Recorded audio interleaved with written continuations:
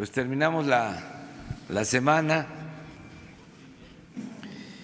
y vamos a ir a una gira a Puebla, a Morelos y a Guerrero este fin de semana, a regiones pobres de los 3 estados, para informar y recoger los sentimientos de la gente.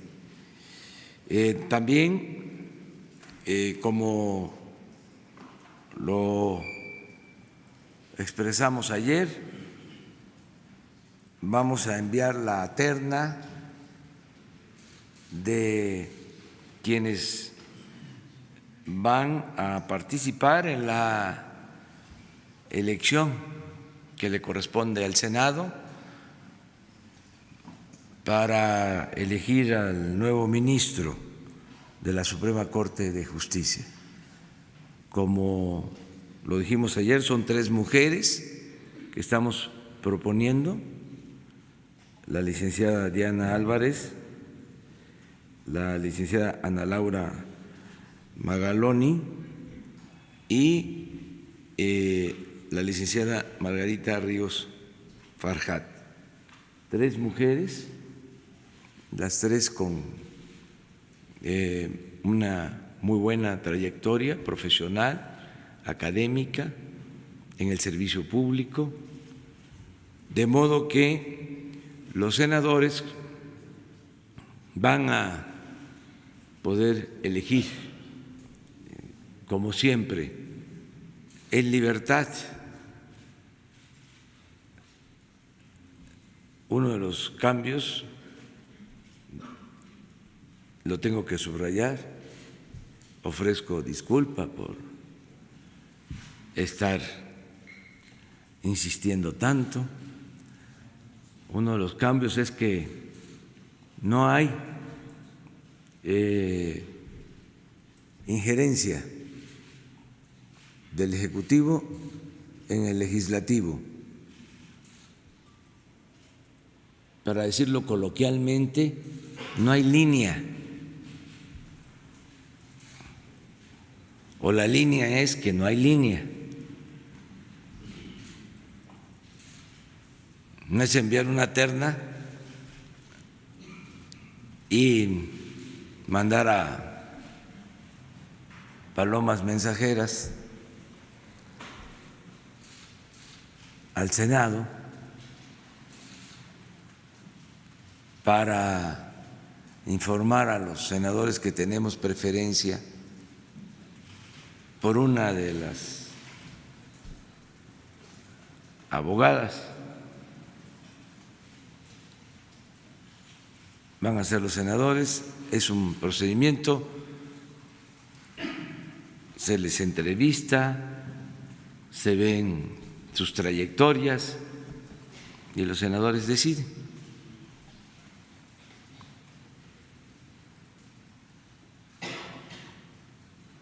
También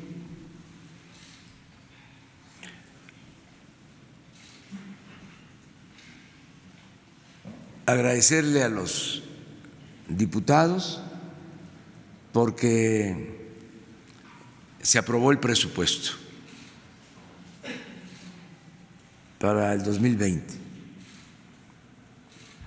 en lo general, en lo particular, y se garantizó el que haya presupuesto para el desarrollo, que haya presupuesto suficiente como nunca para el bienestar del pueblo. Están garantizados los recursos para que todos los adultos mayores del país tengan una pensión, incluso se está considerando un incremento de acuerdo a la inflación para el 2020 en la pensión a los adultos mayores. está garantizada la pensión para niñas, niños pobres con discapacidad. Muy cerca de 1 millón de niñas, niños pobres con discapacidad. Está garantizado el que haya recursos para otorgar 11 millones de becas a estudiantes pobres de todos los niveles de escolaridad. Está garantizado que en el 2020 se amplíe la superficie de siembra de árboles maderables y frutales a 1 millón de hectáreas para dar empleo permanente a 400,000 campesinos.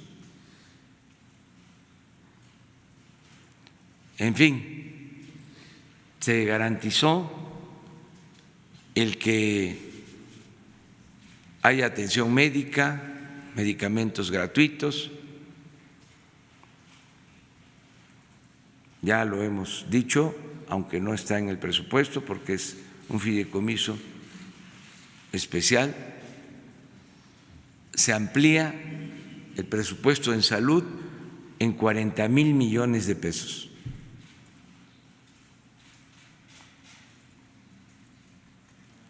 Y vamos a entregar los fondos para el mejoramiento de las escuelas del país. Ya está el presupuesto para 107,000 escuelas que van a tener su presupuesto, cada escuela, para que la Sociedad de Padres de Familia se haga cargo con ese presupuesto de mantener en buen estado los planteles educativos. Entonces estoy muy contento el que se haya llevado a cabo esta aprobación, agradecerle mucho a los legisladores porque ya salimos de esto. Hay continuidad en los programas y se va a seguir apoyando a millones de mexicanos. Les voy a dar un dato. Hasta hoy, de cada 10 hogares, en 5 llega un apoyo. Pero en el caso de comunidades indígenas, de cada 10 hogares, en 9 está llegando un apoyo. Entonces vamos bien, se está atendiendo en lo general y se le está dando atención preferente a los pobres, a la gente humilde. Con este presupuesto garantizamos el que no falten los recursos. También se tiene presupuesto para el aeropuerto de Santa Lucía, se tiene presupuesto para el proyecto del Istmo, se tiene presupuesto para el Tren Maya, se tiene presupuesto para el mantenimiento de las carreteras, para continuar con la construcción de caminos rurales que son importantes, tanto los caminos de mano de obra que se están haciendo en Oaxaca como otros caminos en distintas regiones del país. De modo que está bien el presupuesto. Todo esto sin aumentar impuestos, sin crear impuestos nuevos, sin endeudar al país.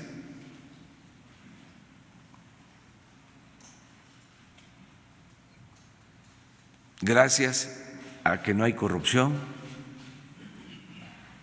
y no hay lujos en el gobierno. Por eso estamos liberando más fondos para el desarrollo y para el bienestar. Entonces esa es la otra información. Vamos a abrir para preguntas.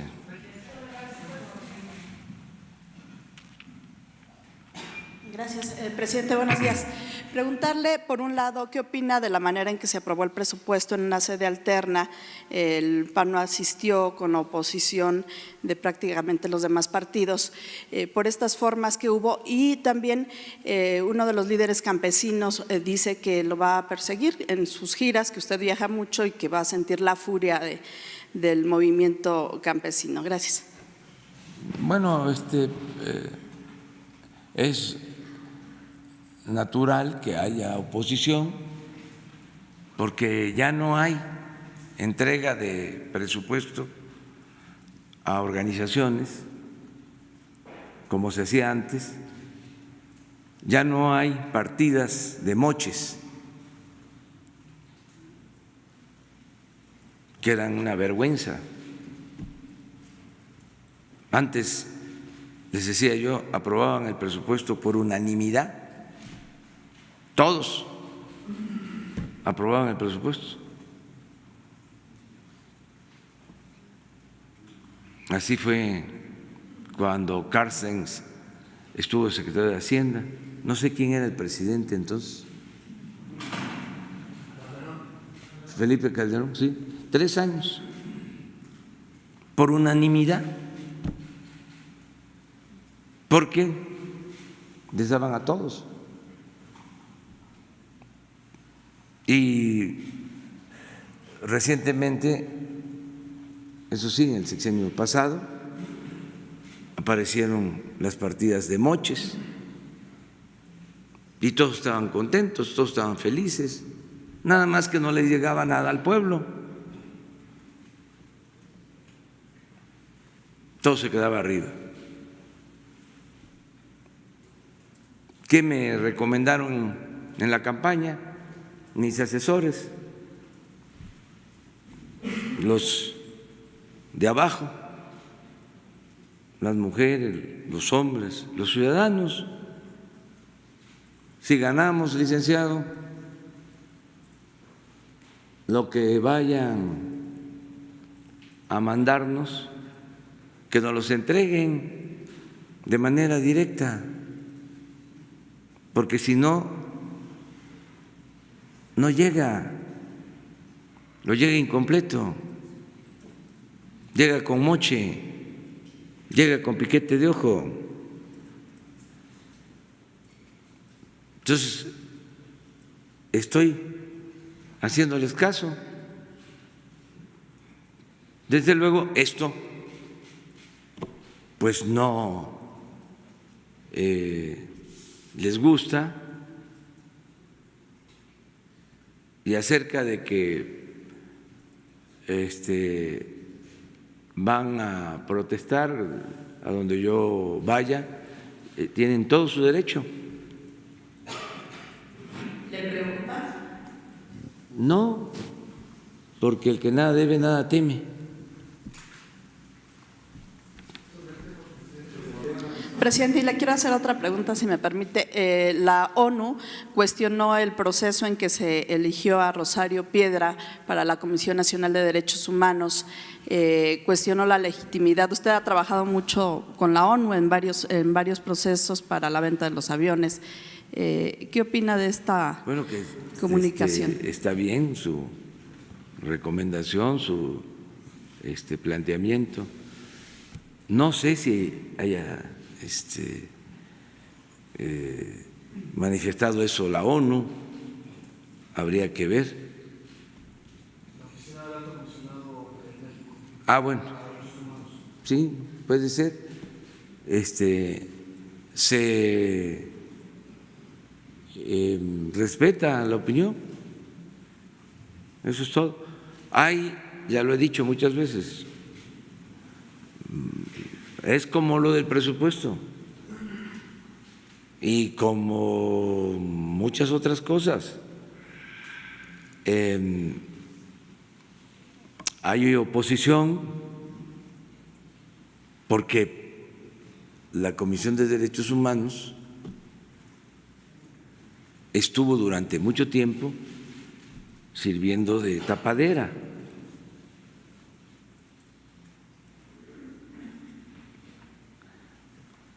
Y no se defendían los derechos humanos. Entonces ahora que en el Senado se decide que vaya un familiar de una víctima de violación de derechos humanos, la hermana de un desaparecido, que todos deberíamos de estar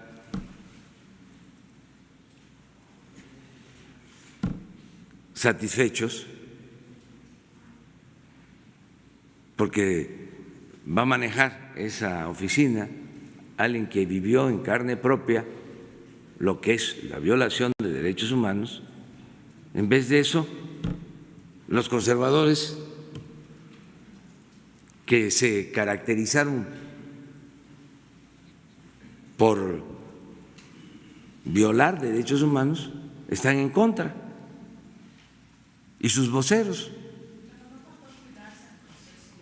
Pero eso es un asunto del Senado, y cuidarse pues es la opinión de un partido, del PAN, secundada por los medios de información, que tienen una opinión distinta, pero es realmente algo nuevo, justo, es decir, no a la simulación.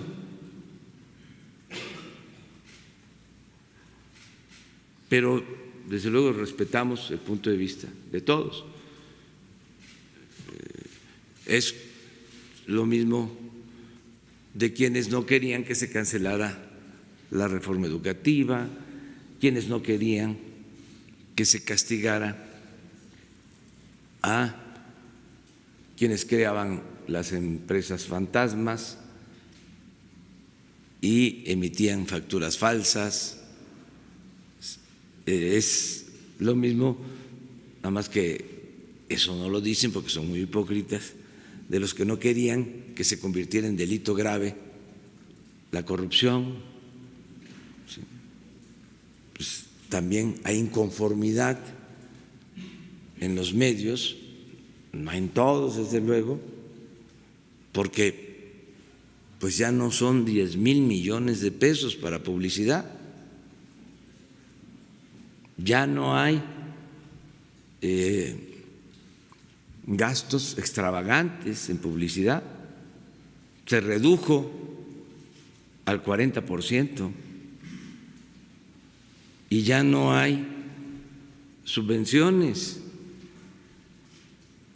ya no se paga para que aplaudan o callen los medios. Ya eso se terminó. Entonces, son completamente libres y por eso todas estas cosas, pero vamos a continuar nosotros transformando al país. Era insoportable la corrupción. Yo calculo que en general todo el gobierno llegó a ejercer o a destinar alrededor de 30,000 millones de pesos para publicidad. Porque una cosa era lo formal y otra cosa era lo que circulaba sin legalidad.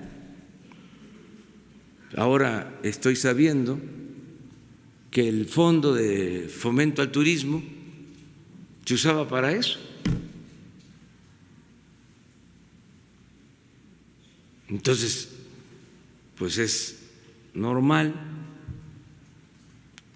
que haya oposición.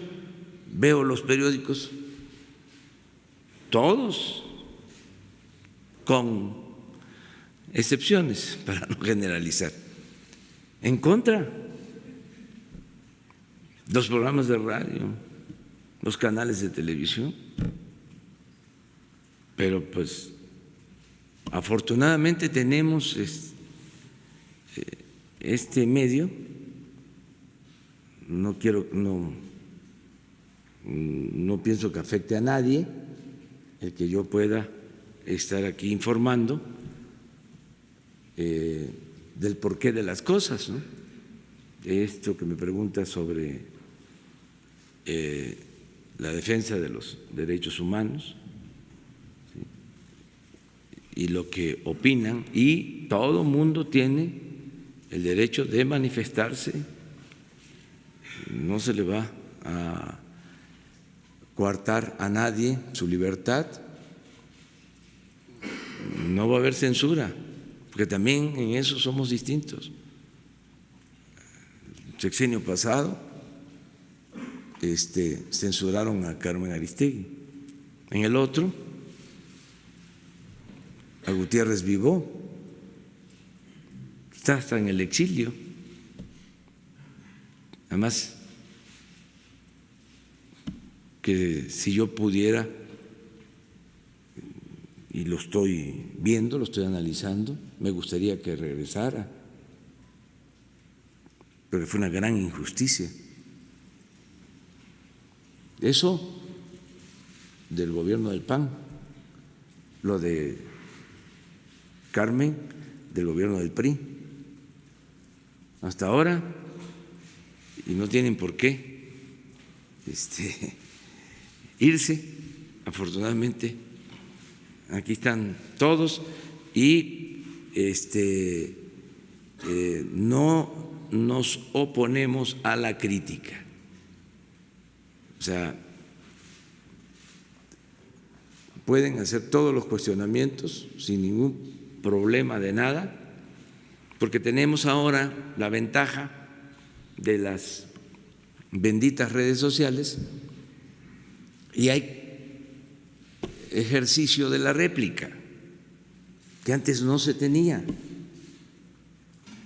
Antes cercaban a uno y todo era ataques. No había manera de defenderse. Empezaron a hacer valer el derecho a la réplica algunos medios, que eso es para una historia sobre el periodismo en México, cuando empezó lo del derecho de réplica, cuando se empezó a garantizar el derecho de réplica. Yo recuerdo que se enviaba la réplica y la publicaban a los 5 días después de haber calumniado. Y en la página 39 de la sección C. Eso cuando había derecho de réplica. Porque por lo general no había nada de eso.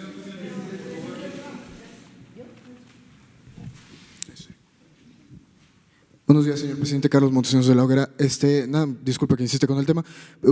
La vez pasada que tocamos el tema de la CNDH, usted comentó, bueno, cuando se le planteó que la CNDH carecía de dientes para hacer valer sus recomendaciones, usted planteó que los presidentes anteriores podían haber precisamente recurrido a la ONU para denunciar las violaciones a los derechos humanos y la ONU podía haber intervenido. Ahora que la ONU interviene manifestando esta esta preocupación que tiene respecto a la independencia del organismo, ¿cambia su postura respecto a las instrucciones que da a la ONU o qué está sucediendo aquí? Nada más para aclarar. Nada más que sea una recomendación formal de la ONU, porque esto no se trata de violación de derechos humanos. Yo me refería a que se violaban los derechos humanos, el Estado violaba derechos humanos, que era el violador principal de los derechos humanos, y la Comisión supuestamente de defensa de los derechos humanos se quedaba callada. Entonces decían, bueno, se enviaba una recomendación, ¿sí? Se cumplía con el expediente, con la formalidad, se llenaba el expediente. Decía, bueno, ¿por qué no había denuncias? ¿Por qué no con fuerza se hacían las denuncias en organismos internacionales y aquí mismo? A eso me refería.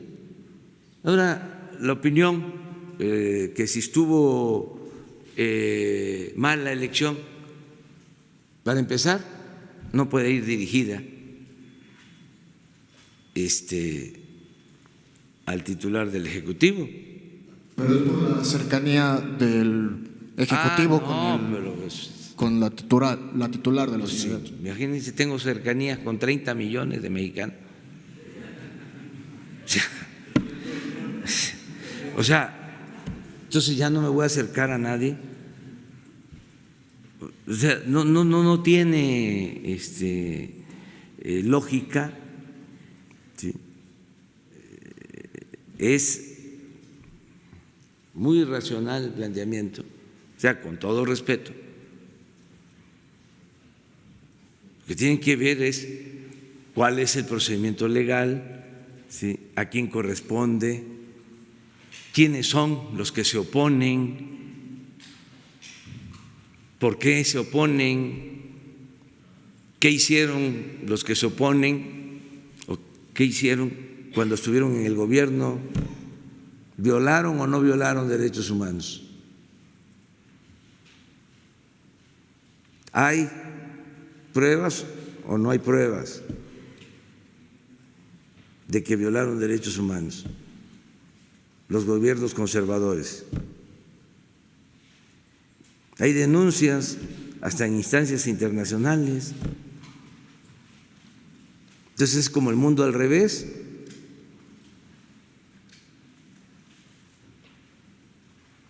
Pero se llega a esos niveles de irracionalidad, ¿no? Que porque conozco, tengo relación, pues cómo no, lo dije desde hace algún tiempo aquí, mi mamá votó por doña Rosario cuando fue candidata a la presidencia, a pesar de que nosotros teníamos una vinculación y simpatía con el Geo Cárdenas. Mi madre decide votar por doña Rosario, sobre todo porque andaba buscando a su hijo desaparecido. Nada más que esto para el conservadurismo, o sea, no importa. A nosotros sí nos importa mucho. Ahora sí que es nuestra moral y la moral del conservadurismo. Entonces, sí conozco pues a Rosario y vuelvo a decir, creo que fue muy buena elección del Senado. Y si me permite, sobre el tema de la terna a la Suprema Corte, ¿ya tendría perfilados a quienes sustituirían ya sea a la titular del SAT o a la subsecretaria de Gobernación, dado que son puntos clave en su administración por el tema de la recaudación fiscal y las consultas ciudadanas que usted estaba manejando, ya tendría más o menos los perfiles que para reemplazarlas en dado caso que cualquier… No, porque voy a esperar a que decida el Senado. De todas maneras les va a llevar algún tiempo porque hay un procedimiento que tienen que cumplir y ya cuando decidan ya vemos. Las 3 abogadas son de primera, son servidoras públicas necesarias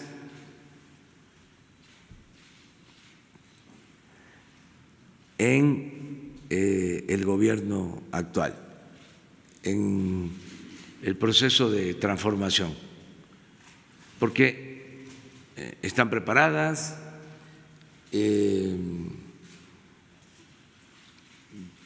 convicciones, son honestas. Entonces, quien decide el Senado va a ser buena elección. Y quien no resulte, nosotros vamos a seguir ofreciéndoles participación.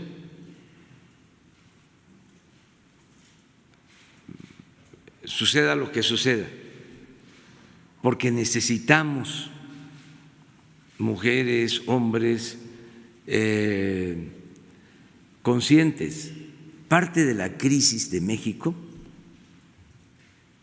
uno de los problemas que dejó de herencia el neoliberalismo fue la falta de profesionales con dimensión social.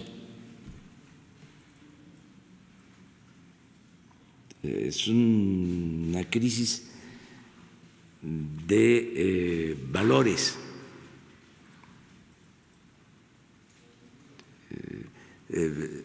Avanzó mucho la mancha negra del individualismo. Se olvidó a los demás.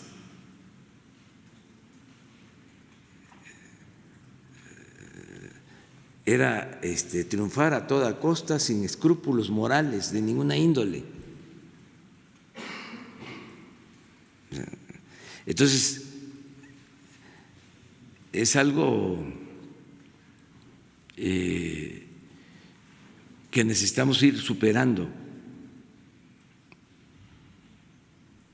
porque se requiere que sean preparados,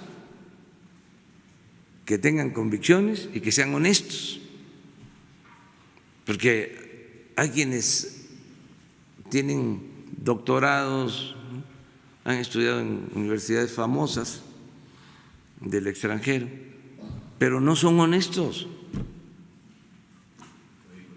Ese es el problema. Entonces, lo que se requiere ahora más que nada es la honestidad, la integridad, los principios para poder sacar adelante al país. Es lo otro que, imagínense, la herencia esa que nos dejaron también de poner lo material por delante, hasta celebrar que haya funcionarios que roben, aplaudirles.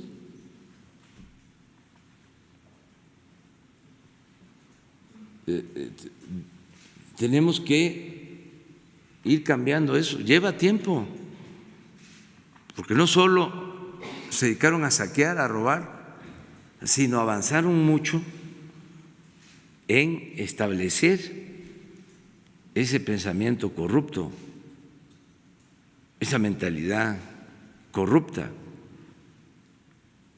Entonces, en este caso, las 3 mujeres son de primera y ayudan, porque más que los cargos en una transformación, lo importante son los encargos. Imagínense lo que vale una mujer, un hombre que tiene la encomienda de sacar adelante un proyecto en un determinado tiempo, con un presupuesto, hacer una obra bien, entregar buenas cuentas, buenos resultados. El caso de quien está a cargo de la refinería de Dos Bocas, de Rocío Nale. Imagínense lo que me quita de carga el que esté ella allá, que es profesional, que es ingeniero, sabe del tema, tiene convicciones, es honesta y es un proyecto pues de 8,000 millones de dólares. Imagínense si fracasamos porque se le dio a una empresa como Odebrecht el contrato.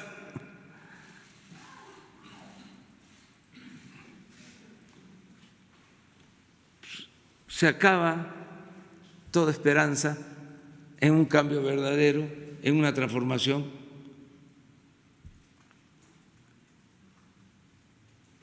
Eso es lo que tenemos que estar cuidando, que quienes tengan la responsabilidad, acaba de hacer un informe la secretaria de la Función Pública ahora en la mañana sobre la ley de austeridad, nos presentó un informe, va a convocar a rueda de prensa para invitarles a que conozcan todo lo que se está haciendo para no permitir la corrupción. Ya han hecho un trabajo espléndido. La simple aprobación de la ley de austeridad, un solo artículo, el que trabajó en el gobierno no pueda en 10 años irse a la iniciativa privada, como lo hacían.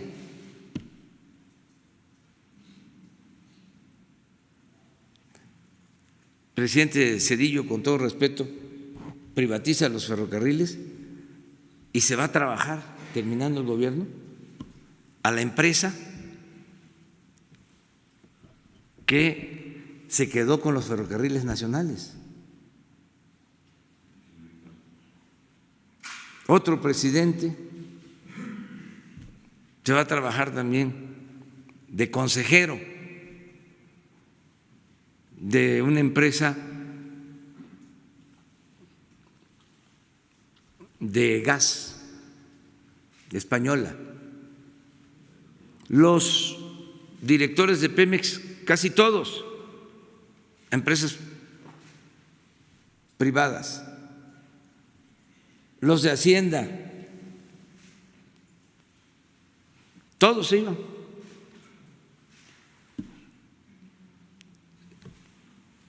Les ayudaban, formaban parte de los procesos de privatización, les entregaban información privilegiada, preferente. Ya eso está prohibido. Y se acuerdan también lo que decían, no va a quedar un solo servidor público así. Van a renunciar, se van a ir. Nadie se fue.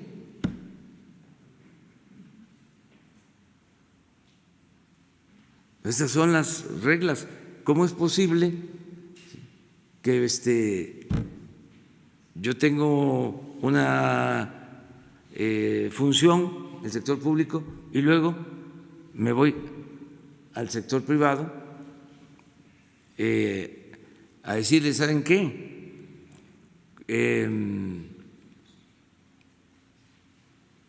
Se exploró petróleo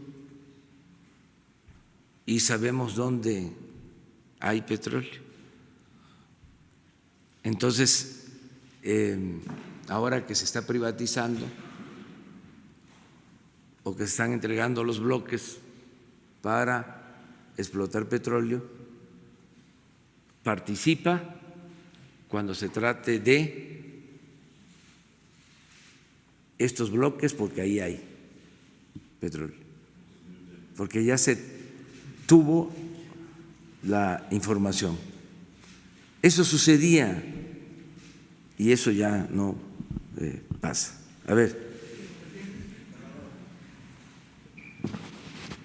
Buenos días, señor presidente. Demián Duarte de Lobos FM, esa es nueva, Pasión por los Negocios, Política y Rock and Roll y Proyecto Puente de Sonora. Primero que nada, felicitarle por su libro, la verdad muy completo, conceptos muy interesantes alrededor de lo que necesita nuestra economía para ser impulsada. Y felicitarle también por los resultados. En estos días recientes se ha hablado de varios resultados muy interesantes en términos de lo que es la captación de inversión extranjera directa, que es un tema que usted refiere aquí como fundamental, el 7.8% de crecimiento o los 26,000 millones de dólares, ¿no?, de que se habla en los primeros 3 trimestres del año, el resultado de lo que fue el Buen Fin, que también es un asunto importante al que usted refiere, del impulso al consumo interno, que también es fundamental. Yo le quiero preguntar, precisamente porque usted se refiere en su libro a la necesidad de tener proyectos estratégicos que impulsen el desarrollo regional. Y nosotros en Sonora, bueno, sabemos que usted ya nos observó y nos benefició con el plan de la frontera norte, la zona franca en particular. Nosotros tenemos por ahí desde hace años un proyecto que se está acariciando que involucra precisamente el establecer una especie de zona franca o una especie de zona de desarrollo industrial que vincule a la frontera de Nogales con Guaymas en específico y que de alguna manera involucre a Hermosillo, que es la ciudad que ha tenido pues el mayor desarrollo industrial a partir del sector automotriz. La pregunta en específico es que hay un proyecto que está por lanzarse, que tiene que ver precisamente con todo esto, y se está buscando la necesidad de que Guaymas se involucre como puerto de salida de mercancías ya procesadas. A la fecha, Guaymas es un puerto que sobre todo sirve para carga de minería y del sector agropecuario. La pregunta es si podríamos pensar que en el futuro, bueno, quizás mediano plazo, Guaymas se pudiera involucrar como uno de los proyectos estratégicos en particular. Tengo otro tema, pero me gustaría que me comentara sobre la materia. Sí, en el caso de Sonora, pues estamos promoviendo proyectos importantes. Estamos procurando que se concluya la presa Pilares. Les informo a los sonorenses que faltaban 600 millones de pesos, ya se autorizaron, inclusive ya se liberaron de esos 600 millones cerca de 300 para continuar con la obra. Se resolvieron quejas, procedimientos legales y esto permite avanzar. Los de Conagua, de manera optimista, dicen que podemos concluir la obra en el primer trimestre del año próximo. Yo en eso soy más precavido. Prefiero decir que ya están los recursos, que no van a faltar los recursos y que sí se va a terminar pronto esa obra. También decir en Sonora que vamos a mantener los precios de garantía, maíz para el frijol y el trigo, que eso va a ayudar mucho en general, que se está ya por terminar, ahora sí, la carretera de concreto de Estación Don hasta Nogales, que ya están trabajándose los proyectos de desarrollo en toda la frontera de Sonora, en San Luis Río Colorado, en Nogales, en Agua Prieta, en toda la frontera. Estamos trabajando en infraestructura para las ciudades, sobre todo en colonias populares, y en vivienda. Estamos trabajando en eso. Y todos los proyectos que podamos apoyar, también decirles que no vamos a abandonar el proyecto de los estadios, y sobre lo que nos planteas, el desarrollo del puerto de Guaymas, también se está analizando, hay opciones, hay alternativas. Por Sonora y por Guaymas en particular, pasa uno de los gasoductos que se construyeron por una empresa particular y fueron de los asuntos que se arreglaron, ¿sí? Y se contempla que se pueda incluso exportar gas de esa región de Sonora. Pero en fin, hay muchos proyectos para ese propósito, para Sonora en general, como también para otros estados. Bueno, de hecho, lo que se requiere pues es una inversión importante para el puerto de Guaymas, ya que bueno, se plantea ahí que incluso pudiera ser puerto de salida para mercancías de Arizona, Nuevo México, incluso California, ¿verdad? Sí, sí, es un proyecto. Vamos a ver. Tenemos que ser muy prudentes, no gastar más de lo que ingresa a la hacienda pública. Se aprueba el presupuesto, pero el compromiso es que este año no hay aumento en términos reales de la deuda pública. No tenemos déficit. Entonces vamos a ir viendo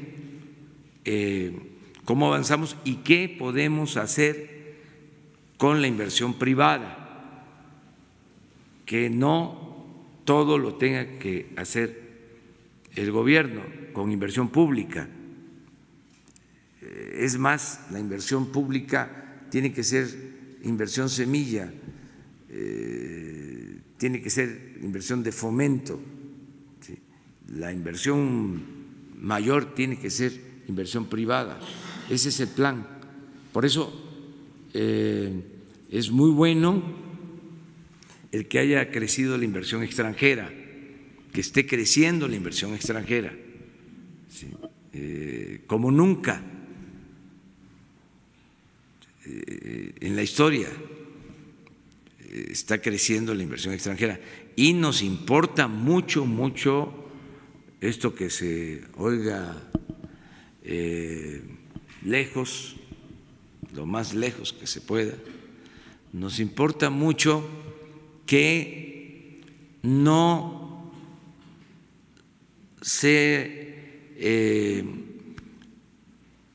que no se junte el asunto político electoral de Estados Unidos con la aprobación del tratado. Le pedimos a los legisladores de los dos partidos, con todo respeto, que nos ayuden y que no se mezcle el asunto político electoral con la aprobación del tratado. que se separe, porque lo del tratado considero que tiene consenso o tiene una mayor aceptación en los pueblos de las tres naciones.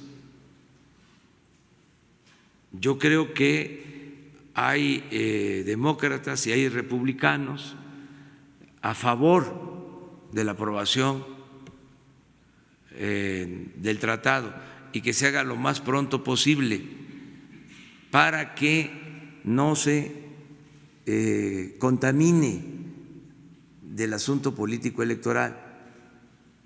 Y hago este llamado de manera muy respetuosa, porque sí ayuda a las tres economías de los tres países, ayuda a Canadá, ayuda a Estados Unidos y ayuda a México. Y no puede ser el tratado rehén en las diferencias políticas electorales. Debe de separarse, con todo respeto, es una opinión, porque conviene al desarrollo económico de América del Norte. Sí. Señor presidente, si me permite otro tema, muy en particular en Sonora, pero creo que en todo el país, tenemos una preocupación muy fuerte por el tema de la violencia reincidente hacia las mujeres y sobre todo la estadística muy preocupante de feminicidios que siguen ocurriendo. Hay a nivel nacional hasta agosto 540 carpetas de investigación relacionadas con esta situación y en el caso de Sonora pues hemos tenido casos realmente alarmantes, hay 29 casos de feminicidio, hay más de 98 mujeres que han sido asesinadas, incluso el más reciente caso preocupó mucho porque se trató de una historiadora muy reconocida en nuestro estado, Raquel Padilla, que fue lamentablemente asesinada por su pareja y ha habido muchas situaciones ligadas a esto. Mi pregunta en particular, presidente, yo sé que usted se ha referido reiteradamente al tema, ayer incluso se habló del tema al respecto de la igualdad y de buscar proteger a las mujeres de situaciones de violencia. Se sabe que el lunes 25 se va a presentar también un plan estratégico relacionado con impedir la violencia hacia las mujeres. Sin embargo, a mí me gustaría, señor presidente, si me permite, escuchar de parte de la institución presidencial y de usted pues un compromiso real hacia, digamos, es imposible proteger a todas las mujeres en sus casas o en sus trabajos, sin embargo, sí que habría el espacio, por ejemplo, para generar, así como se está generando conciencia contra el peligro de las drogas y sobre muchas situaciones, por ejemplo, con los alimentos que consumimos, ver si es posible, señor presidente, que se procure establecer una campaña precisamente para alertar sobre el tema de la violencia de género, que se proteja a las mujeres. Es un tema que a mí me preocupa, yo tengo 2 hijas, obvio tengo mi pareja, estoy rodeado de mujeres, vamos, incluso mi estado es gobernado por una mujer, mi ciudad es gobernada por una mujer, entonces es un tema que sí que está muy presente para nosotros. Muchas gracias, señor presidente. Sí, es reiterar mi compromiso de que se proteja a las mujeres, se proteja a todos los mexicanos, es mi trabajo. O sea, si yo no me ocupara de eso, pues estaría yo cometiendo una falta. Pero todos los días estoy atendiendo el que logremos la paz y la tranquilidad. Cuando sucedió lo del asesinato de la investigadora Raquel, nos preocupamos mucho y estuvimos pendientes, ya se conoce cuál fue el desenlace, lamentable también, ¿sí? Porque tiene que ver con descomposición social, no es nada más la violencia, sino situaciones irracionales que se presentan, ¿sí? Como este caso, y nosotros vamos a estar atendiendo, protegiendo a las mujeres. Es nuestro trabajo, todo lo que sea posible. Va, ahorita. Buenos días, presidente. Alberto Rodríguez, CP Noticias. Hablando un poco sobre el presupuesto que fue aprobado anoche, la Fiscalía General de la República tiene menos presupuesto que lo que usted envió y bueno, preocupa porque la situación de seguridad en el país está bastante alta. No sé si tengan una opinión al respecto y también si tengan planeado ustedes algún tipo de colchón o algún mecanismo para regresarle el dinero a la Fiscalía. Eso por un lado. Y por otro lado, el congresista republicano Vicente González ha estado insistiendo mucho en que México tiene que aceptar la ayuda de Estados Unidos para enfrentar a las bandas del crimen organizado. Lo dijo después del Culiacanazo, como se le llamó, y lo repitió después del asesinato de estos miembros de la familia Levarón en Sonora. También su opinión al respecto, por favor. Sí, miren, pues hay que revisar el presupuesto, hay que ver cómo quedó en definitiva y ver sobre las necesidades, ¿no? En general, consideramos que se garantiza el que no falten los recursos para el funcionamiento del gobierno de manera austera y que se tengan recursos para los programas, incluido lo que tiene que ver con la impartición de justicia. O sea, pero hay que esperarnos a ver qué sucede. Lo otro, pues, es muy respetable la opinión del senador de Estados Unidos. Llevamos buena relación con el gobierno de Estados Unidos, se está trabajando de manera coordinada, hay intercambio de información, pero nosotros sostenemos que este asunto corresponde atenderlo al Gobierno de México. Eso es lo que puedo comentar y que lo estamos haciendo con profesionalismo y que se está haciendo una muy buena investigación y que van a haber resultados. A ver, pero vamos allá, vamos con él. Gracias infinitas, señor presidente. Bernabé Adame, Pasión México, desde Querétaro, Querétaro. Creo que represento cientos de miles, si no es que millones de personas con lo que voy a decir. No soy de personas, no soy de líderes. Sin embargo, esa valentía que ha mostrado para enfrentar a todos los poderes fácticos, poderes económicos, poderes políticos, poderes sociales, de todos los poderes, hizo que se ganara mi respeto.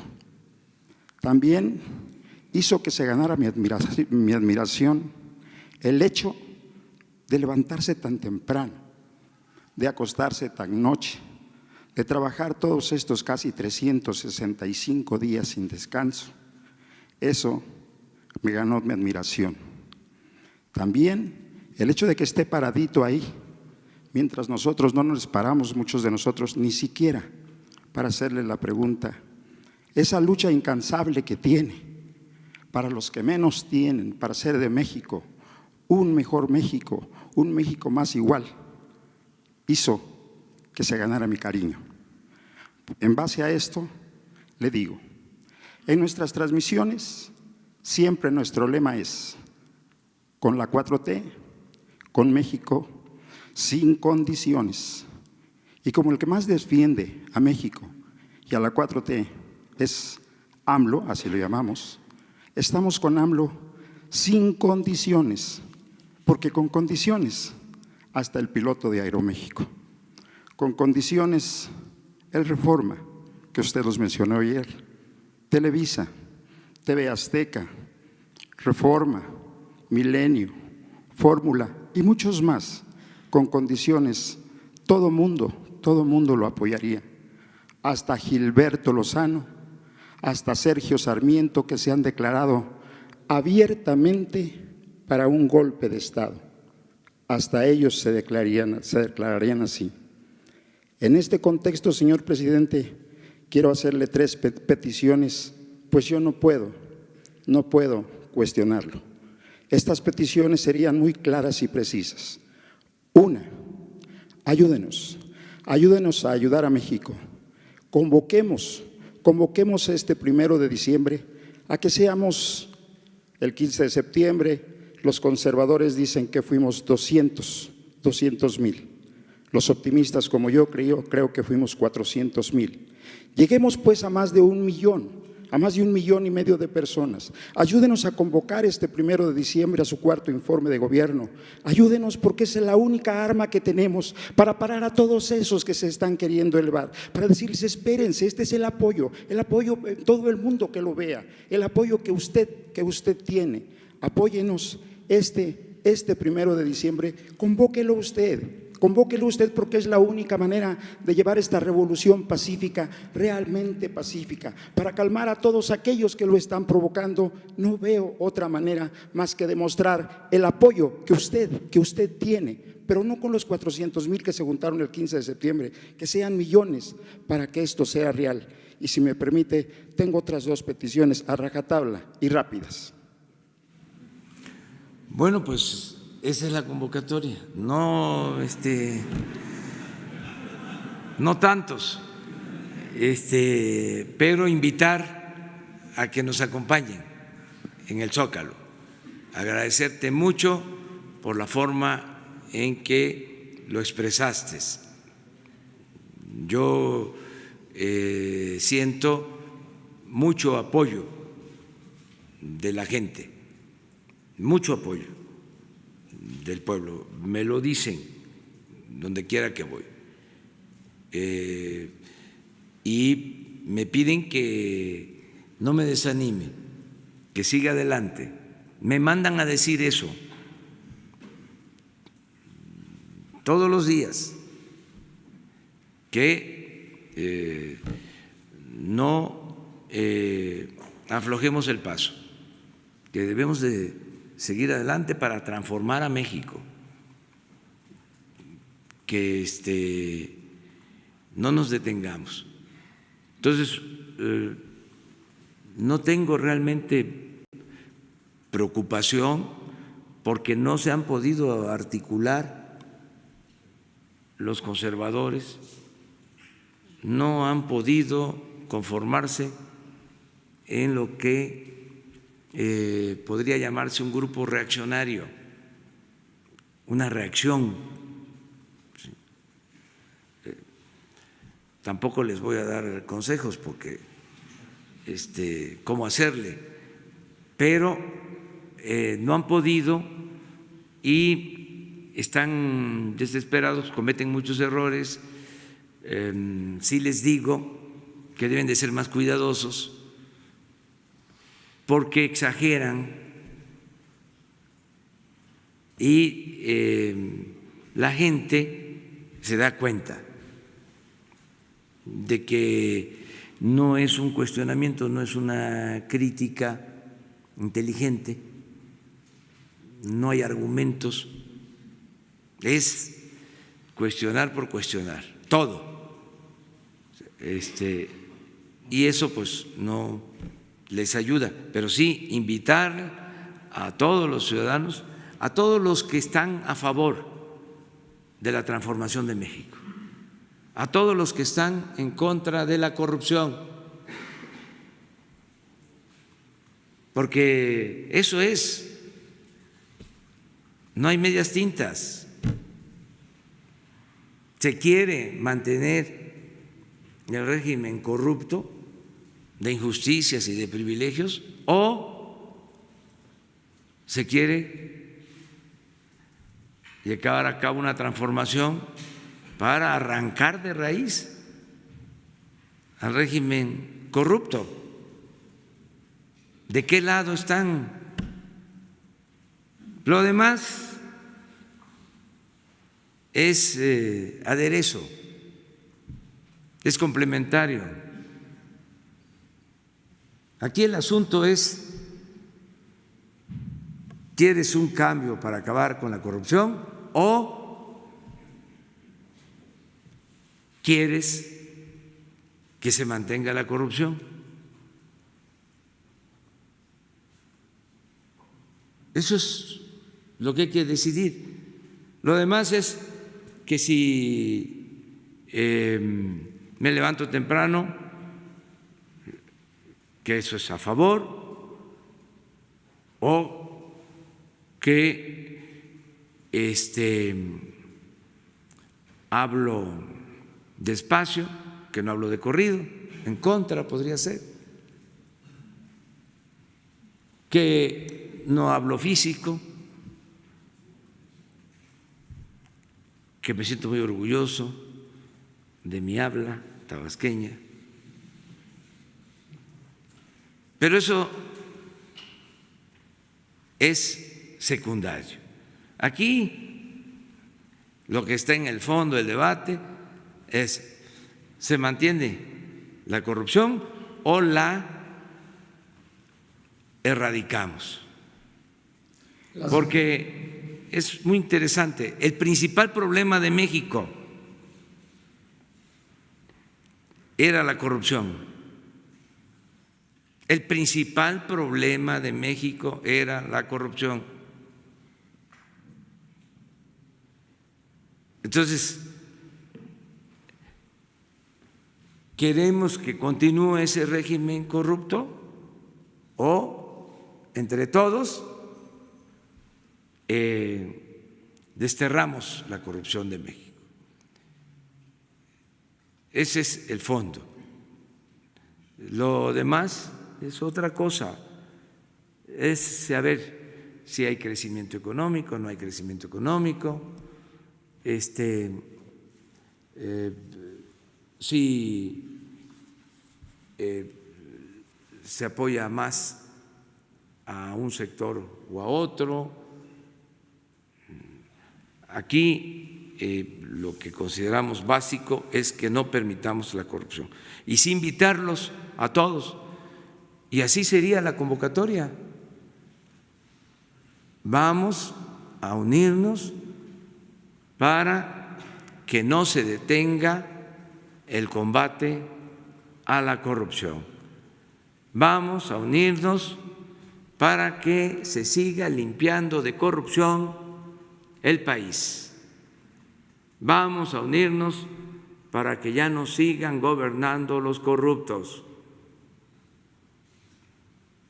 Vamos a unirnos para que no haya desigualdad producida por la corrupción que imperaba. Ese es el tema de fondo.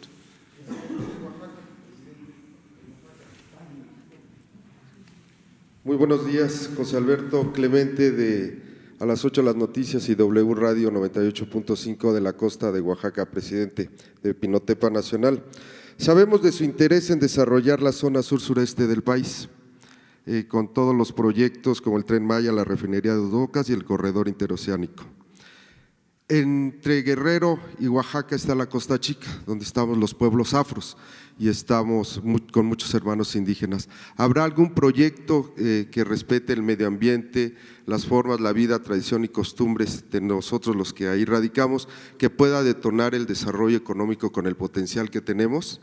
Esa sería la primera pregunta, presidente. Y la segunda, usted ha señalado que puede ser que se le entreguen a los adultos mayores indígenas, nuestros hermanos indígenas, el proyecto de 65 a los 65 años. habrá de considerar dentro de su política que también al pueblo negro afro se le entregue a los 65 años. Y finalmente, presidente, ha habido una limitante de los recursos de los programas de bienestar en la región de la costa, sobre todo en Pinotepa Nacional. Ahí algunos hermanos discapacitados todavía no han recibido sus apoyos. Y en ese sentido, ¿qué solución podemos tener entre todos para que se agilice la operatividad que tiene la subdelegación en Pinotepa Nacional? Muchas gracias, presidente. Sí, es una región que ha sido olvidada durante muchos años, mucho tiempo, todo lo que es la costa chica de Oaxaca y Guerrero, de Pinotepa a Ometepec, y es donde habita la población afromexicana. Y estamos trabajando allá en los programas de bienestar y aplica lo mismo que para el indígena, para el afromexicano. La pensión es a partir de los 65 años, en el caso específico. Yo voy a ir por allá, tengo pensado ir, si no llego a Metepec o a Cuaji, voy a estar por Marquelia, voy a estar por esa región y me falta ir a Pinotepa también. Voy a hacer un recorrido ahora que estoy visitando los pueblos originarios. Les adelanto en el caso de Guerrero, en el caso de Oaxaca, que se va a aplicar en el 2020, ya está en el presupuesto que se aprobó en la madrugada de hoy, ya está el presupuesto, el recurso para llevar a cabo ahí en esa región el programa Sembrando Vida. O sea, esa es una buena noticia. En todo lo que es la Costa Chica se va a aplicar el programa Sembrando Vida. Y decirle a los guerrerenses de la costa, a los oaxaqueños de la costa, que sí, vamos a estar ahí y vamos a apoyar en todo. Para los mexicanos, en esa región hay mucha tradición cultural. Sí, ahí se unen las culturas indígenas con el pueblo afromexicano. Es el pueblo afromexicano más numeroso de todo México. Luego sería Veracruz, la cuenca del Papaloapan, Yanga, pero es ahí, en esa región. Y están también muy marginados, muy pobres, como la población indígena, y van a ser atendidos. No entró este año el programa de Sembrando Vida en Oaxaca ni en Guerrero, pero ya va a aplicarse. Ella. Buen día, presidenta. Dalila Escobar, corresponsal de Tiempo.tv en Coahuila. Preguntarle respecto del tema del presupuesto. El PAN ayer en una conferencia de prensa hablaba de que, bueno, pues la mayoría, la oposición mayoritaria, que es el PAN, bueno, pues no asistió y no iba a votar el PEF. ¿Usted considera que fue entonces democrática esta votación por parte de la Cámara de Diputados en su conjunto? Y, bueno, también acusaban que no se habían presentado las reglas de operación de los programas que se están impulsando en la actual administración, y además de que es impugnable porque no coincide la fecha de la aprobación del dictamen con la fecha del 6 de noviembre. Y justo preguntarle qué opina respecto de si fue democrático y respecto de este tipo de señalamientos. En primer lugar. Que están en su derecho de protestar, que pueden hacerlo y que pueden acudir a la instancia que corresponde en lo legal. Nada más que revise un poco los antecedentes que hacían ellos.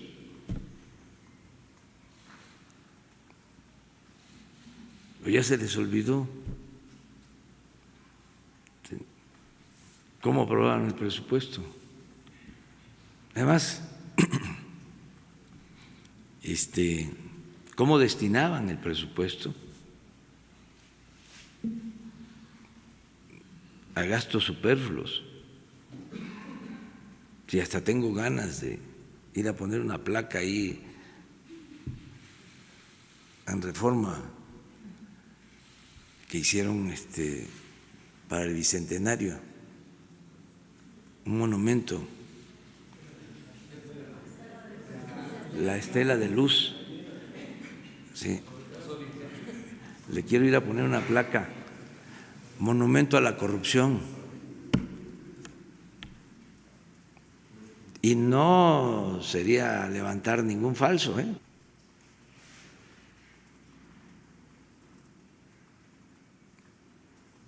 Pero están en su derecho de expresarse, de manifestarse. Triunfan hablando de que iba a haber un cambio, sigue lo mismo, engañan,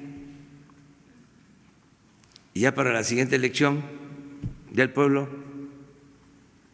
no los quería y hacen fraude, inconformes, pero pues ya cambiaron las cosas, ya es otra la realidad. Bien, en segundo lugar, presidente, usted hablaba del gasto en publicidad a nivel federal, sin embargo, y bueno, también de las encomiendas que tienen los servidores públicos. Sin embargo, bueno, pues a nivel municipal pareciera que no se sigue como este eje que se está marcando, vaya, desde quien encabeza la administración federal. Hay diversas denuncias de que, por ejemplo, en el caso de Coahuila, el alcalde de Piedras Negras, Claudio Bres, que es de extracción morena precisamente, pues ha destinado al menos 40 millones de pesos en su primer año de administración a una empresa radiofónica de la cual es copropietario. Preguntarle, bueno, si habría alguna sugerencia en torno a este hecho o si esto aplica, salvo que sean pues servidores públicos. Excesos. Y cuando menos denunciarlo. Si existen estos excesos, todos estos abusos no deben de existir. Acabar con toda esta relación deshonesta, del chantaje de los medios, de que tenían hasta empresas que le vendían al gobierno o empresas que protegían para que el gobierno les comprara, y si no les compraba, ahí va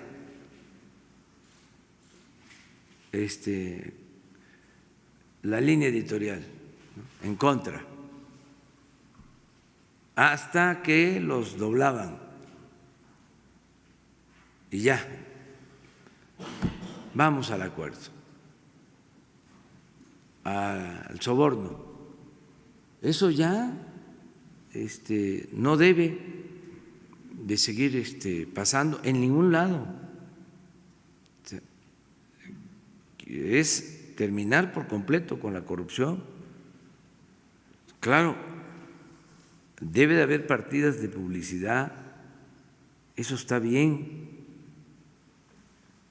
para que se garantice el derecho a la información, pero que sean primero cantidades razonables,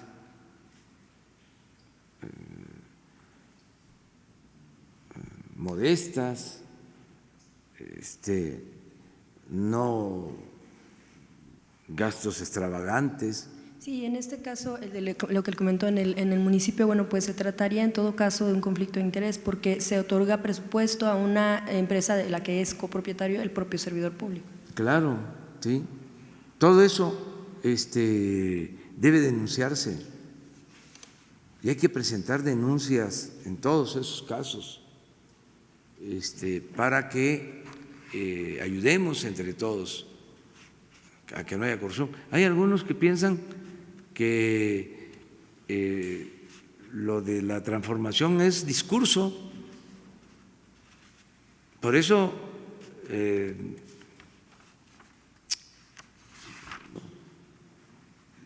además en los hechos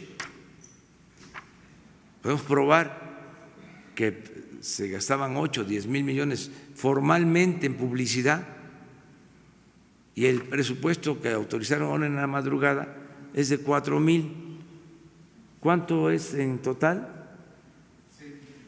6,000 millones. O sea, 4,000 millones menos que en el 18, el autorizado, para el año próximo. Entonces, que todos ayudemos y así sí alcanza el presupuesto y no hay necesidad de deuda. Es lo mismo de las universidades, que no alcanza el presupuesto para las universidades públicas. Es que también se hacen auditorías y se encuentra que hay muchas fugas, muchos gastos excesivos en universidades públicas. Entonces la austeridad es un asunto de principios, no es un asunto administrativo y todos tienen que ayudar en eso. Pero, finalmente, nada más una pregunta. Ayer la Organización para la Cooperación y el Desarrollo Económicos pues dio a conocer que el tema de la seguridad y la violencia en México pues podría ahuyentar las inversiones. Preguntarle si no se logran bajar los niveles de violencia en los próximos meses, ¿el gobierno federal tendría un plan B para la estrategia de seguridad? Es que van a bajar los índices delictivos. Vamos bien. Lleva tiempo porque estaba muy descompuesto todo. No había ni policías, pues. Estaba en el más completo abandono el país en materia de seguridad. El tiempo que nos lleve, pero vamos avanzando y va a haber resultados.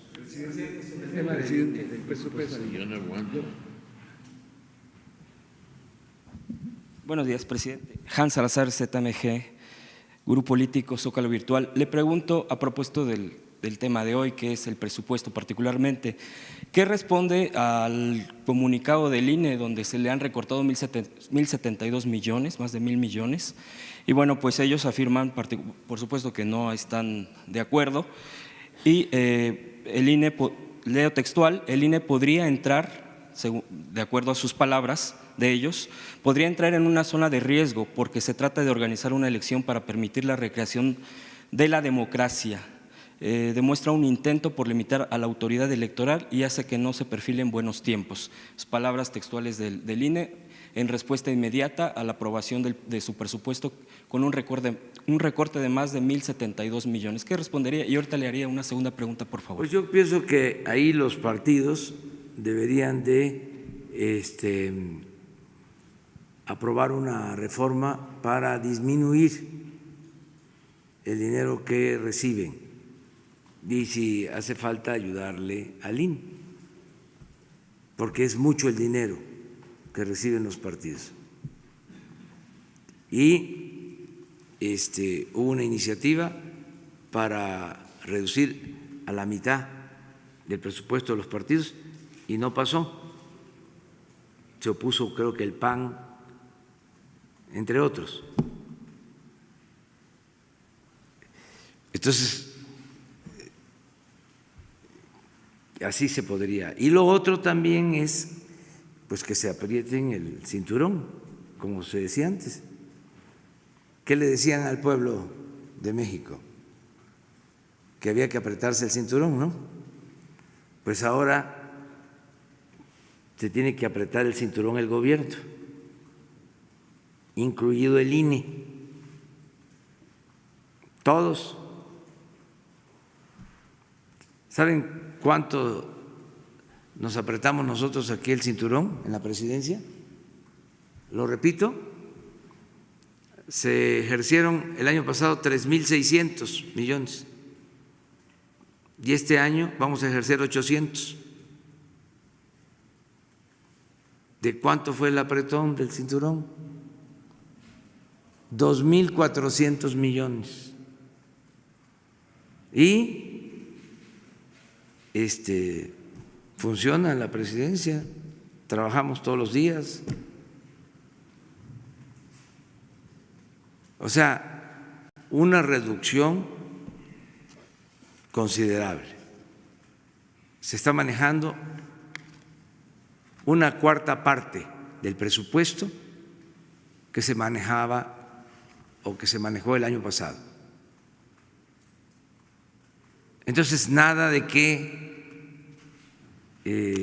no se puede, no nos va a alcanzar, vamos a poner en riesgo el desarrollo, la democracia, el bienestar, la seguridad. No, es que era un gobierno mantenido y bueno para nada. El gobierno se tragaba todo el presupuesto, no le llegaba nada a la gente, todo era para pagar sueldos elevadísimos. Bueno, los consejeros del INE, 300,000 pesos mensuales.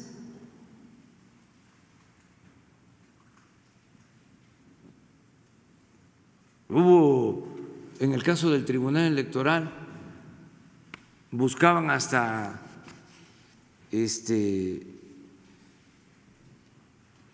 a la terminación del mandato recibir una pensión equivalente al sueldo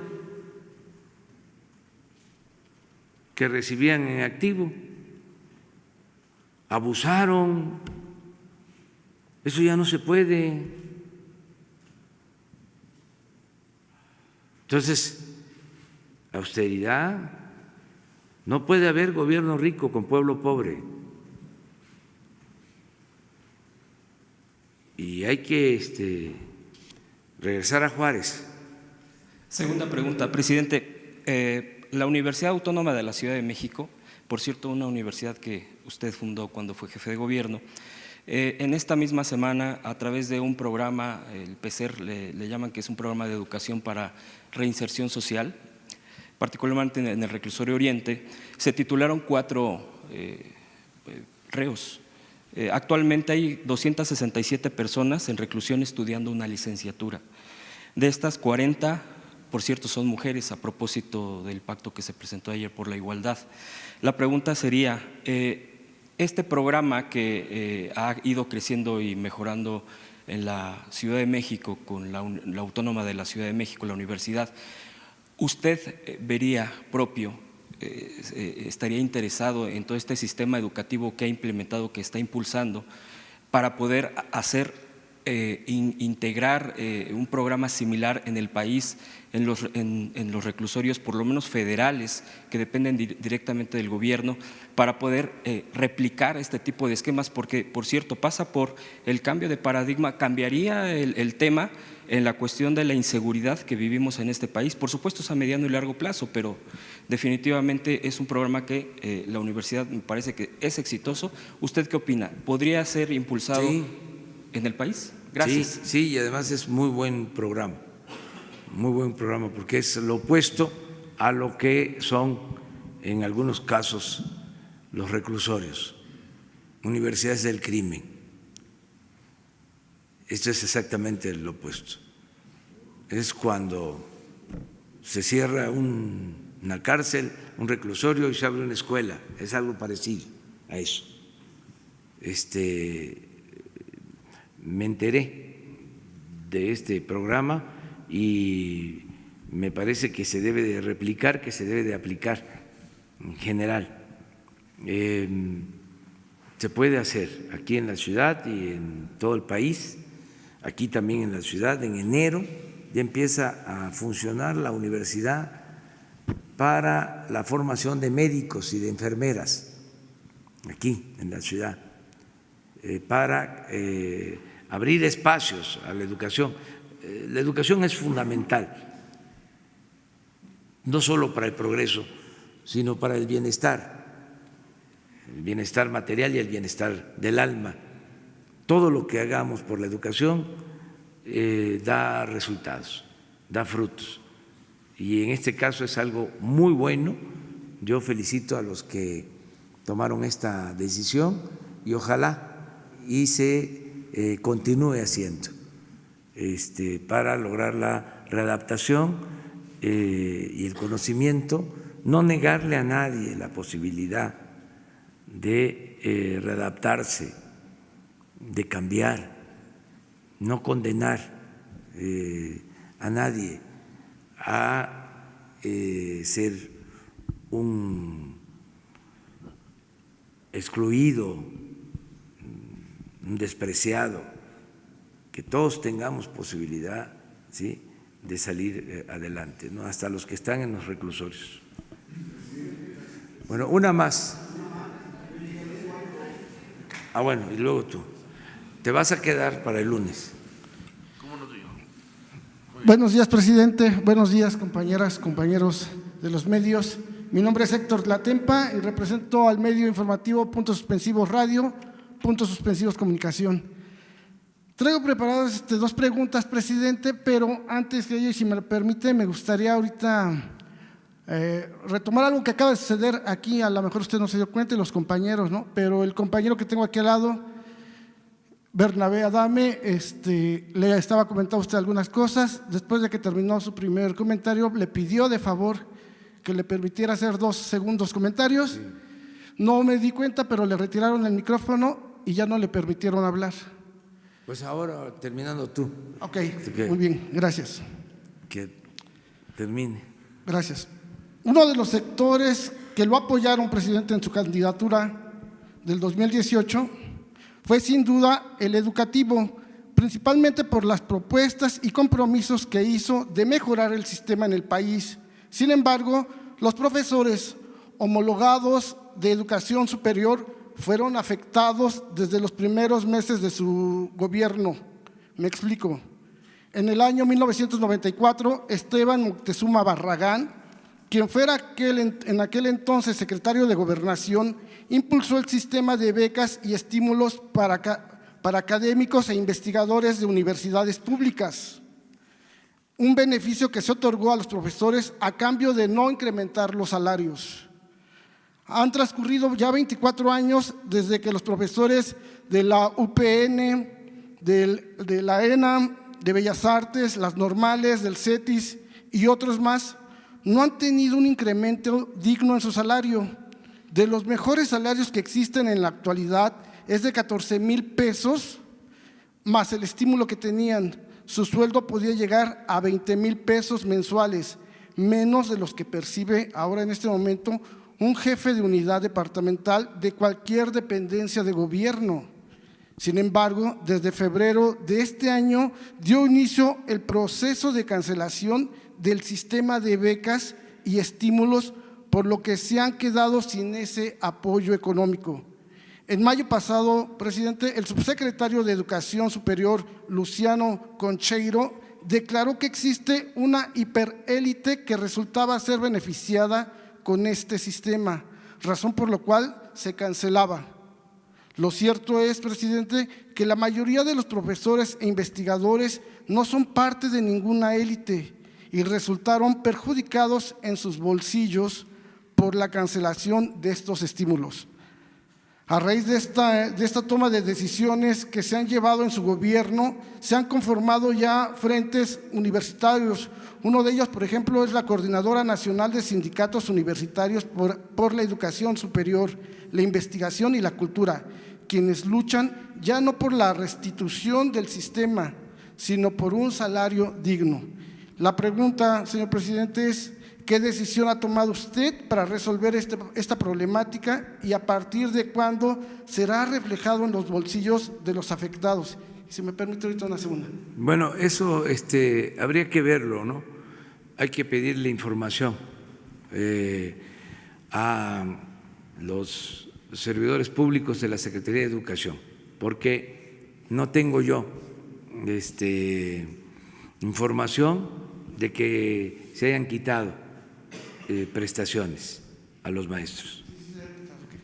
Pero eso es lo que yo quiero constatar, ¿no? Y a partir de ahí ya yo te contestaría tu pregunta.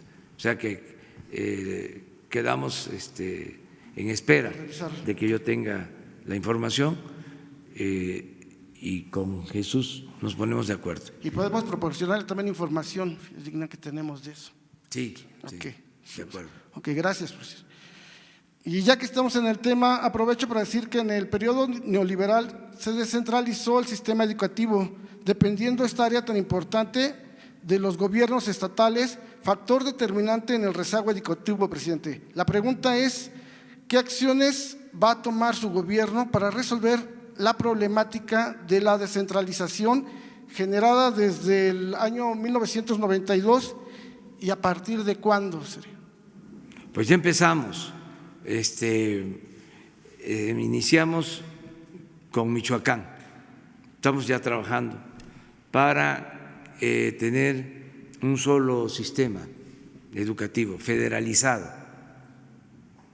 En el caso de Michoacán, es el modelo. En efecto, en 1992 se descentraliza el sistema educativo, se envían los presupuestos a los estados para el manejo educativo, algo parecido a lo que se hizo con el sistema de salud, y al paso del tiempo,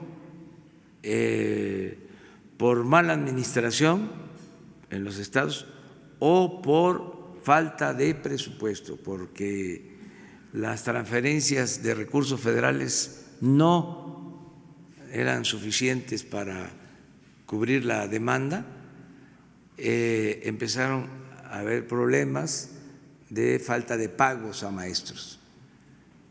Se les paga puntualmente a los maestros federales, la nómina que maneja el gobierno federal no se le queda a deber a nadie, no hay retraso. Sin embargo, en el caso de los maestros, en algunos estados no son constantes, hay demoras, retrasos y muchas quejas por eso. De manera discrecional, a fin de año, como en estas fechas, se autorizaba al Estado un presupuesto adicional para pagarle a los maestros. Nosotros ya no queremos que esto sea así, tiene que ser algo legal y se está llegando a un acuerdo con los gobiernos estatales para federalizar la educación y que haya una sola nómina para pagarle a todos los maestros. Ya empezamos en Michoacán y vamos a continuar así. En aquel entonces, cuando se descentralizaron los sistemas educativos, la única entidad que no participó fue la Ciudad de México. Y aquí, donde la Federación maneja el pago de los maestros, la nómina, no hay problemas mayores, lo cual demuestra que hay que seguir el ejemplo de la Ciudad de México y hay que federalizar la educación. Y lo mismo en el caso de la salud. Fue un rotundo fracaso lo que hicieron, desmembraron la Secretaría de Salud, crearon el llamado Seguro Popular, que ni fue seguro ni era popular, contrataron a diestra y siniestra personal administrativo. Por cada 10 trabajadores del sector salud, 2 médicos o enfermeras y 8 administrativos. Nada más el Seguro Popular tiene 7,000 censadores. ¿Qué son los censadores? Los que van a inscribir, afiliar. Nosotros estamos optando por un sistema abierto de cobertura universal en donde todos los ciudadanos tengan garantizado el derecho a la salud, que el que se enferma pueda ir a un centro de salud, a un hospital, ser atendido, recibir atención médica y medicamentos gratuitos. Garantizar lo que está establecido en el artículo 4 de la Constitución. ¿Qué sucedía con la descentralización? ¿O qué sucede todavía, aunque ya hay un proceso para ir resolviendo este asunto? Se quedó la Secretaría de Salud como una entidad normativa manejando 9 hospitales en todo el país. Una cosa increíble. La dejaron convertida en un cascarón y trasladan todos los servicios de salud de la Secretaría de Salud a los estados, envían el presupuesto para el llamado Seguro Popular y no siempre se usaba el dinero para garantizar los servicios de salud o para comprar las medicinas. Una gran corrupción generalizada, con excepciones también, no podemos generalizar. Entonces, ya así no va a ser. Vamos a federalizar y garantizar el derecho a la salud. Lo mismo en el caso de la educación. Y se está logrando mediante acuerdo con los gobiernos estatales y es tan solicitado esto que hay muchos estados que ya quisieran llegar al acuerdo. No podemos hacerlo de la noche a la mañana porque seguramente va a implicar ampliación de recursos, aun cuando se va a eficientar la administración y no van a haber aviadores y vamos a cuidar bien lo de la nómina. De todas formas, se van a requerir recursos adicionales. Entonces, por eso lo tenemos que ir haciendo gradualmente, pero para allá vamos. Gracias. Humildemente ofrezco disculpas a todos, no es mi estilo. No sé si sea malo apoyarlos sin condiciones, parece ser que fue por eso. Tenemos aproximadamente 700 programas en vivo sin haber fallado un solo día, siempre a la misma hora, siempre por los mismos canales, por Facebook y por YouTube. Dentro de estos programas tenemos mucha interacción con la gente, muchísima. De hecho, el 50% de los programas es interacción. Los migrantes en Estados Unidos es con quien más interactuamos, también aquí en México. Ellos todos están dispuestos a apoyar a México invirtiendo su lana, desde $1 hasta $1 millón real, específico, desde $1 hasta $1 millón. Dice, si vas a la mañanera, trata de decirle, de pedirle, por eso le digo, no se puede cuestionar, sino de suplicarle que se tomara alguna acción para que todos los mexicanos pudiéramos participar, ser partícipes de esa ayuda, y todos. Es a fondo perdido, o sea, no importa ganar, si se gana pues que a todo dar, yo soy uno de ellos, pero si no se gana es a fondo perdido, que sea, que nos permita ayudar a México. Y a ver si ahorita sí puedo hacer otra bien rápida. Gracias. Sí, hemos llamado héroes anónimos a nuestros paisanos migrantes. Ya nos están ayudando muchísimo. Les deberíamos de estar ofreciendo siempre disculpas porque se les trató mal, no tuvieron opciones, no tuvieron alternativas, se vieron obligados a emigrar. Y a pesar de eso, ahora están contribuyendo al desarrollo de México como pocos sectores, porque están enviando muchos recursos a sus familiares. Este año calculamos que las remesas van a ascender a $35,000 millones. Nada más nos supera en remesas China, India y ya. México, tercer lugar en el mundo en captación de remesas. Esto es importantísimo. Si podemos convocar para que esas remesas o inversiones adicionales puedan llegar para el desarrollo del país, lo vamos a hacer.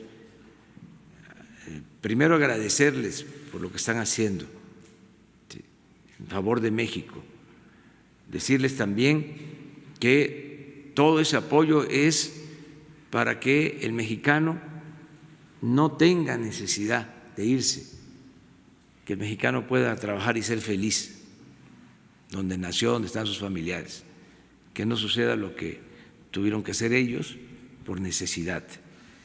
Entonces, decirles eso, estamos utilizando bien los recursos para apoyar a la gente más humilde, a la gente más pobre, a los más abandonados de México, olvidados, marginados, y que también esta puede ser una buena información. Ya estamos creando el Banco del Bienestar, que va a tener 13,000 sucursales, que primero va a tener como función la dispersión de los fondos que tienen que ver con el bienestar, la entrega de las pensiones a adultos mayores, a discapacitados, las becas. Para eso es el banco, en la primera etapa. Pero una vez que consolidemos ya eso, es decir, la dispersión de los fondos, estamos pensando en una segunda etapa en poder recibir y distribuir remesas, bajando comisiones, que ese es un propósito. Y lo tercero es esto que hablamos, de que puedan llevarse a cabo proyectos productivos financiados con inversión de migrantes, de paisanos. Gracias. La última, señor presidente. Cuando usted andaba en campaña allá en Querétaro, le entregamos 5 puntos de Pasión México. Casi todos se han cumplido. El único que está pendiente es de los partidos políticos. Uno de esos puntos le pedimos que solamente existieran 2 partidos políticos y que no se les pagara en lo absoluto. Ahorita a el INE se le bajaron 1,070 pesos, digo 1,000,000,070. Sin embargo, iban a recibir más de 12,000 millones de pesos. Por lo tanto, la petición que le hicimos en Pasión México, que ojalá y usted la pudiera promover, porque a usted le hacen mucho caso, a nosotros no nos hacen tanto caso. Su voz cuenta y cuenta mucho. Solo 2 partidos y sin ningún financiamiento público, porque yo no tengo por qué darle al PAN o al PRI si yo estoy con otro partido político y así sucesivamente. Entonces, que nomás hubiera 2 partidos políticos y al INE, pues hay que bajarle un poquito más. Señor, gracias, muy agradecido. Ya sin comentario. Nos vemos, ¿les parece? Te quedaste, ahora sí, el lunes. Bueno, cuando regreses, van a haber muy buenas noticias la semana próxima, muy buenas noticias. Tú también, ¿sí? Por favor. Y nos vemos, les invito a la gira, además van compañeras, compañeros ustedes,